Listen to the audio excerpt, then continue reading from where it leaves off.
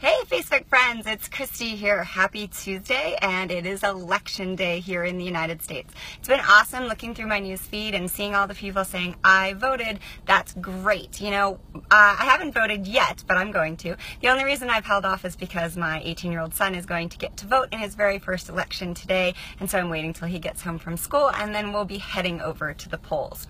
And we had a long discussion last night about, you know, does one vote really make a difference? And so I wanted to come on today and share, you know, it's easy to come up with reasons not to go to the polls. You know, I'm too busy, I'm not sure where my polling place is, or this one that's repeated over and over by people across America is my vote doesn't count, so what's the point? So I came up with a few reasons of why your vote does count if you're someone that is considering not voting.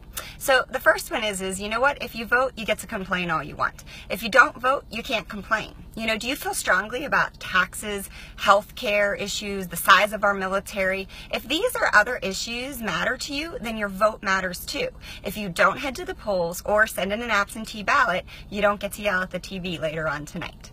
The second thing is voting ratios matter. You know, even if you live in a state where that could swing one way or the other, the ratio by which the candidates win or lose matters. A landslide win makes for a more powerful politician than one who barely squeaks by. So your vote can either help keep that power in check or it can give it that extra boost. The third thing is you know, the polls might be wrong. It's so easy to get discouraged about voting if you listen to the media, you're looking at newspapers, you're watching the news. But if you're old enough to vote, you're old enough to know that the media can get things wrong, and that shouldn't stop you from heading to the polls. The fourth one is you're only one person, but so is everybody else who does vote. If millions of people stay home because they think their votes don't count, the people who do turn out to vote become much more powerful. Are their voices really more important than yours? Your vote is your voice, so elect to be heard. The fifth one is your vote always counts, not just in close elections, in every election. Remember, number 4, you are only one person, but your voice matters. So your vote counts the same as every other individual who actually goes out and votes.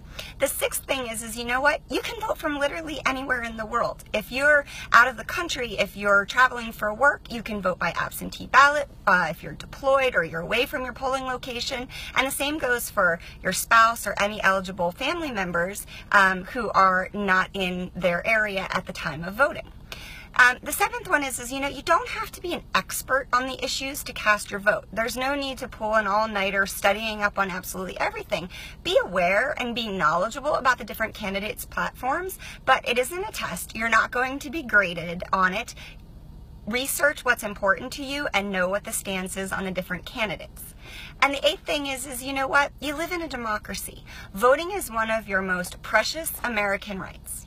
Enough said. Get out and vote. Have a great day, and I will talk to you all soon.